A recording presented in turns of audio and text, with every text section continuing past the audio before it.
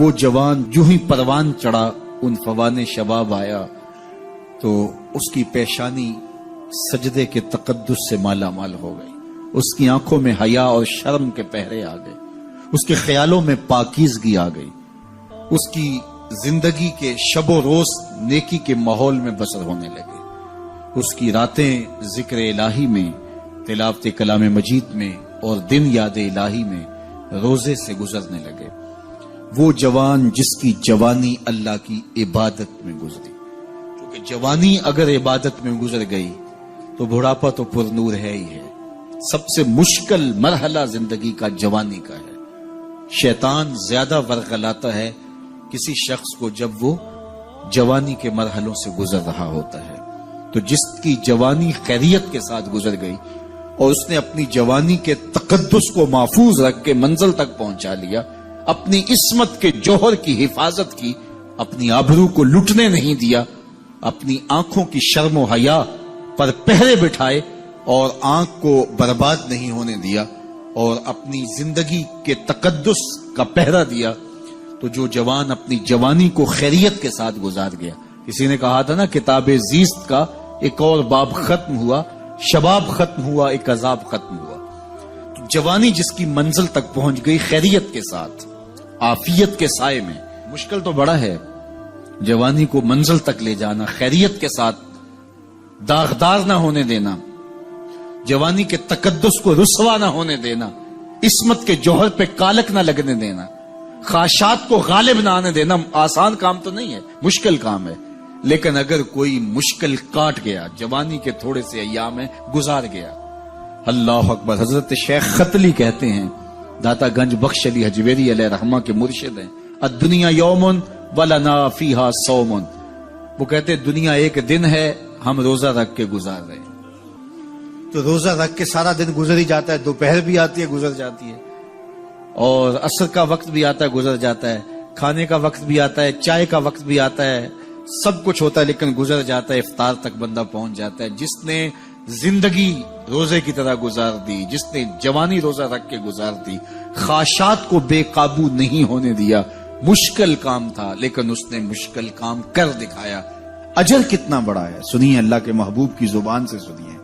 حضور نے ارشاد فرمایا جو سیدنا ابو ہریرہ کے ذریعے سے ہمارے تک پہنچا، فرمایا قیامت کے دن جب سورج کا رخ سیدھا ہوگا، زمین تانبے کی ہوگی، لوگ پسینے میں شرابور ہوں گے، کوئی ٹخنوں تک پسینے میں، کوئی گھٹنوں تک، کوئی کمر تک، کسی کو پسینے کی لگام دی جائے گی، اور وہ پسینہ ایسے نہیں ہوگا جس طرح یہ پسینہ ہے، اتنا گرم ہوگا۔ ابن رجب حنبلی کہتے ہیں اس پسینے کا ایک قطرہ اگر احد پہاڑ پہ ڈال دیا جائے تو وہ پگھل جائے، اتنا گرم ہوگا، بدبودار اتنا ہوگا، ایک قطرہ دنیا پہ ڈال دیا جائے، انسان کیا جانوروں کے دماغ بھی پھٹ جائیں، اس پسینے میں لوگ شرابور ہوں گے۔ لیکن جس نے اپنی جوانی کو عافیت سے گزارا ہوگا، کل قیامت کے دن جب کوئی سایہ نہیں ہوگا، اللہ اس جوان پر اپنے عرش کا ٹھنڈا سایہ عطا فرمائے۔ وہ شخص جس کو کسی عورت نے دعوت گناہ دی اور وہ صاحب منصب تھی، صاحب جمال تھی، اور اس نے یہ کہہ کے یہ خواہش، یہ آرزو مسترد کر دی، انی خاف اللہ۔ اسی طرح کوئی عورت ہے تو اس نے اپنے تقدس کی حفاظت کی، اپنی آبرو پہ پہرا دیا اور کسی پیشکش کو ٹھکرا دیا، تو فرمایا قیامت کے دن جب کوئی سایہ نہیں ہوگا، اللہ اسے بھی اپنے عرش کا ٹھنڈا سایہ دے گا۔ کیسا سخت دن ہوگا، اور وہ کس اعزاز میں ہوگا، کس تکریم میں ہوگا۔ یہ تو 4 دن 10-20 سال ہیں، اور وہ 50,000 سال کا ایک دن۔ پھر اس کو اللہ کا شکر ادا کرنا ہوگا کہ اللہ تو نے کتنا کرم کیا میرے اوپر کہ میری جوانی خیریت اور عافیت سے گزری، اور آج اس کا تو کتنا بہتر صلہ مجھ کو دے رہا۔ انسان جب کوئی اچھی بات سنتا ہے تو انسان کی فطرت ہے کہ وہ آگے منتقل کرتا ہے۔ آج کل وہ شیئر کر دیتے ہیں نا، جو بات آئے تو آپ اس کو آگے بڑھاتے ہیں، دوستوں میں شیئر کر دیتے ہیں۔ تو یہ انسان کی فطرت سے افواہیں بھی اس لیے پھیلتی ہیں کہ جو بھی بات آپ سنتے ہیں فوری آپ کی کوشش ہوتی ہے کہ یہ سب سے پہلے دوستوں کو میں ہی بتاؤں۔ تو یہ انسانی فطرت ہے۔ تو جب افواہ اور ایسی چیز، کوئی غم کی خبر بھی ہو، کسی کی وفات کی خبر بھی ہو، تو اس وقت بھی انسان کی فطرت، سست سے سست آدمی بھی پھر جلدی جلدی فون کرتا ہے، آگے بڑھاتا ہے کہ فلاں سے ایک فوت ہو گیا۔ تو چونکہ یہ فطرت ہے، بات کو آگے بڑھانے کا شوق ہے انسان کے اندر رکھا ہے، اس سے چیزیں پھیلتی ہیں، اور پھر جو خیر کی خبر ہوگی یا خیر کی بات ہوگی تو اس کو تو آگے پھیلانے کا پھر ہمارا دین بھی ہمیں ترغیب دیتا ہے، جذبہ دلاتا ہے۔ تو حضرت ابو ہریرہ اس جذبے کے تحت جو سنتے تھے پھر آگے منتقل کرتے۔ اب حضور کی بارگاہ سے اٹھ کے جاتے تو سب سے پہلے گھر جاتے اور سب سے پہلے اپنی ماں کو سناتے، اور ماں تھی کافرہ، وہ سننے کی بجائے، خوش ہونے کی بجائے سن کے وہ الٹا ناراض ہوتی اور کوئی نہ کوئی ایسی بات کر دیتی۔ سید ابو ہریرہ سے گوارا نہ ہوتا، ایک دن انہوں نے کوئی ایسی بات کر دی کہ حضرت سیدنا ابو ہریرہ رضی اللہ تعالیٰ عنہ نے فیصلہ کر لیا کہ آج ماں کو چھوڑ دینا ہے، کیونکہ میں یہ گوارا نہیں کرتا کہ میرے آقا کے بارے میں کوئی ایسا جملہ کوئی بولے۔ اور تھی گھر میں ماں ہی، بھائی بھی کوئی نہیں تھا، بہن بھی کوئی نہیں تھی، باپ بھی فوت ہو گئے تھے، شادی بھی نہیں ہوئی تھی، تو ماں ہی ماں گھر میں، اور ماں اور بیٹا اکٹھے رہتے ہو تو پھر محبت بھی مثالی ہوتی ہے۔ تو اب ماں ہی ایک رشتہ ہے مادی دنیا کے اوپر، تو حضرت ابو ہریرہ رضی اللہ تعالیٰ انہوں نے فیصلہ کر لیا کہ چھوڑ دینا ہے۔ چھوڑ کے گھر سے نکلے، لیکن دل ڈوب رہا ہے کہ ایک ہی تو رشتہ تھا وہ بھی گیا۔ افسردہ ہے، حضور کی خدمت میں پہنچے، دل و قلب و نگاہ کے مرشد اولین نے ابو ہریرہ کی اداسی دیکھی تو فرمایا ابو ہریرہ کیا بات ہے؟ تو حضرت ابو ہریرہ جس طرح بندہ پھٹ نہیں پڑتا، تو عرض کی حضور میری ماں کی ہدایت کی دعا کر دیجئے۔ ساری کہانی 2 لفظوں میں بیان کر دی، میری ماں کی ہدایت کی دعا کر دیجئے۔ حضور نے نہیں پوچھا کیا ہوا، کیا ماجرا ہوا، فوراً ہاتھ اٹھ گئے، اور لفظ کیا تھے؟ اللہم اہد ام ابی ہریرہ تھا، اے اللہ ابو ہریرہ کی ماں کو ہدایت دے دے۔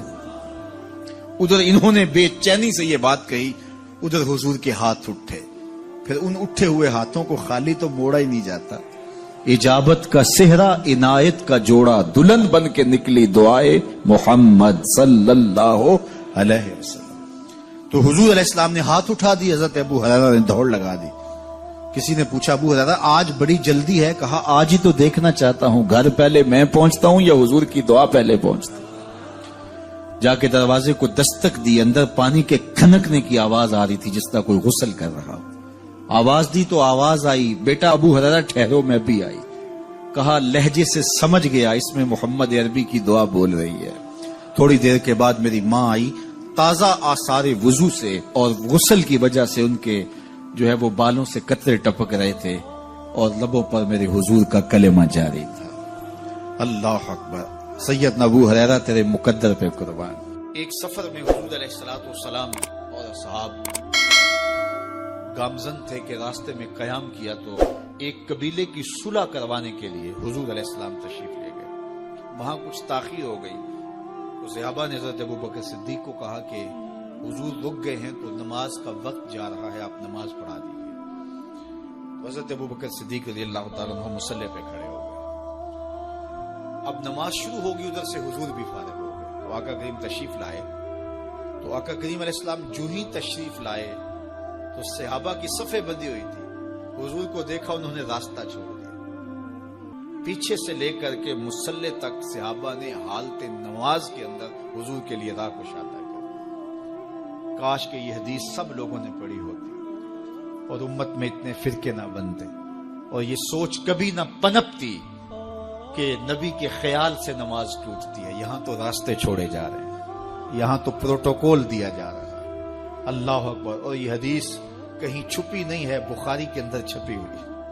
اللہ اکبر، آقا کریم علیہ السلام تشریف لائے تو صحابہ نے راستہ چھوڑنا شروع کر دیا، نماز بھی چل رہی ہے اور حضور کا راستہ بھی چھوڑ رہے ہیں۔ بالکل حضرت ابوبکر صدیق کے پیچھے آ کے حضور کھڑے ہو گئے۔ ابوبکر لا یلتفت یمینا ولا یسارا، جب آپ نماز پڑھتے تھے تو نہ دائیں دیکھتے نہ بائیں دیکھتے، پوری توجہ انہماک ہوتا، وہ اپنی کیفیات کے جہان میں ڈوبے تھے، اور حضور آ کے پیچھے کھڑے ہو گئے۔